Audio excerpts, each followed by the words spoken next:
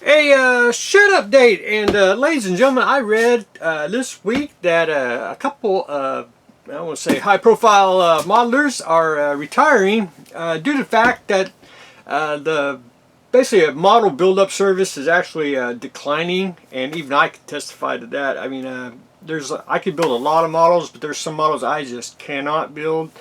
I mean, a lot of people that I've experienced, they wanted real big models, but I have to ship it to you, so I've had to decline a lot. Try to keep them down small. That way, keeps the price down, and keeps the models down as well. But anyway, but that brought me to a specific question. Decline in I know it's decline in model building for people, but I also a decline in conversion kits. I think here in the States anyway, it's been a slowly declining. Even, of course, yours truly, your beloved host. I do make a lot of kits for myself. I also have my hand on a lot of other people's kits as well, so kind of behind the scene type stuff. But I noticed my sales were going. It's like no one wants to build conversion kits anymore. And for example, and you all may have seen it, I did the fence for the Munsters house, and Red Planet, he takes care of the castings now. I basically gave that. I've done these for a lifetime. I'm done with my fences, so I gave it up, and he's taking care of that. And I got to thank the Colt TV man, because we did some conversions for basically the monster scene stuff, and that was fun. That was really fun, and I do miss making kits. I always thought that was a fun thing. But I noticed,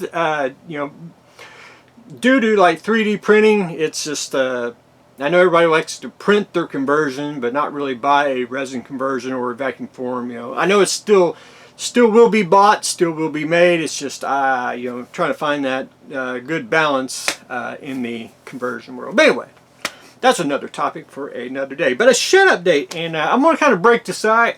I always have kits coming in. Some are mundane, you've seen them tons. Some are special. Some I'm going to talk about just because. One is NASCAR, Jeff Gordon.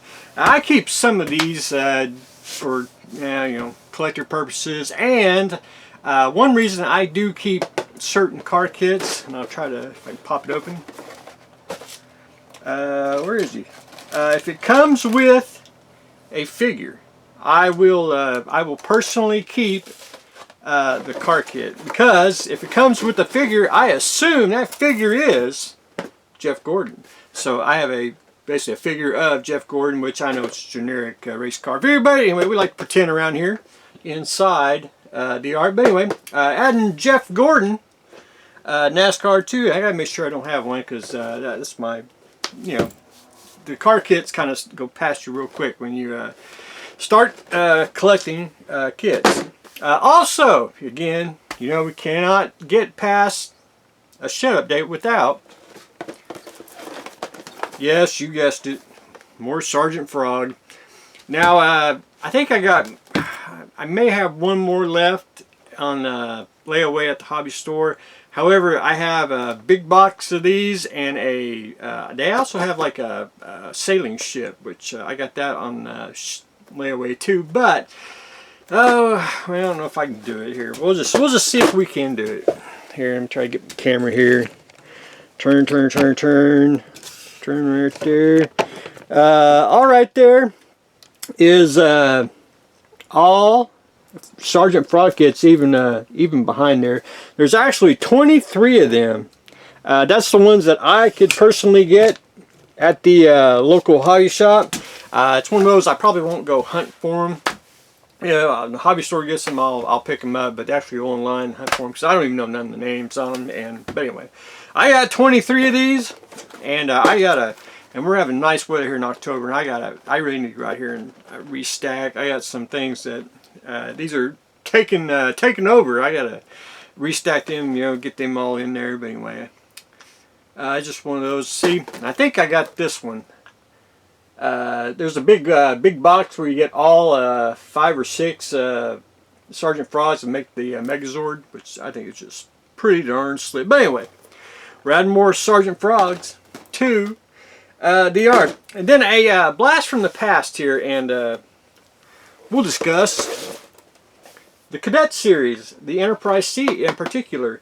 This is an old kit, and I guess they're trying to do the triangle box, you know, it's like a gimmick, which you know, they sit well on the shelf, but you know, it's actually pretty cool because they did this before in the past. The old Hawk Stingray in the triangle box, which I didn't never think I'd own one, and I do. I put it in a plastic bag, which I probably shouldn't have, but anyway, I want to keep the dirt out. It's a unique piece. I mean, just for being the triangle box, which the Cadet series, they tried to copy it, I guess, but it's one of those. But anyway, the hobby store, the local distributor for the hobby store said, you want some of these because we got to throw them away because there's a misprint of the decals. And since and this was, oh God, when did it come out? When did it come out?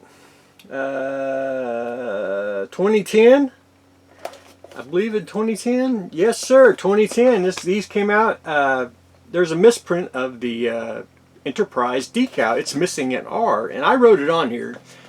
It says Enterprise. It doesn't have the R on there. So these, and the hobby store was gracious enough to give me two of them, because you know that's the way we like to work around here inside the art. But they did give a replacement decal. I do remember that. So somewhere I would have stuck that decal, and I actually got a couple more of them than I should have, because the hobby store loves me. So they gave me some, so it's somewhere in.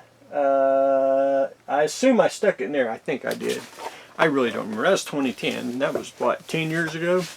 But anyway, the Cadet series, nothing wrong with the kit except for the little decal. I'm like, man, it's crazy. Of course, I love the Enterprise, but at the point I don't really want to build the Enterprise. Anything, I'd build the Excalibur if I had to build one.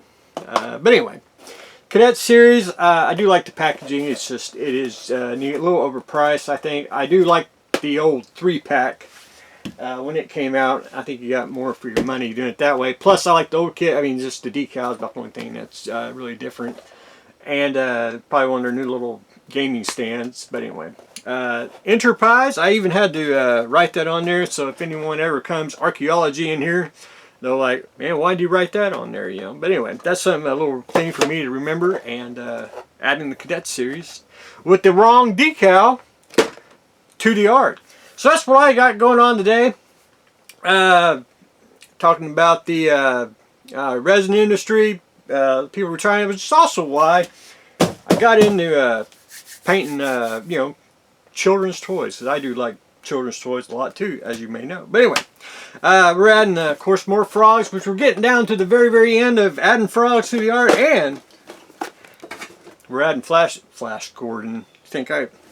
Well, speaking of Flash Gordon, because that's the first thing I looked at.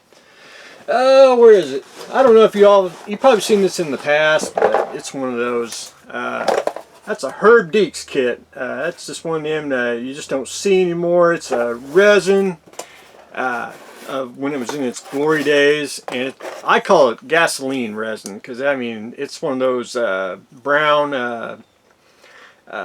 I don't even know how to get the tin in it, and I always heard that you could make resin with gasoline back in the old days, and I don't know if it was ever true, but it's one of those I'd like to know the formula, so I would like to make it myself as well. But anyway, that's another thing. That's another topic altogether. So that's what I got going on today, so stay tuned for the next exciting episode.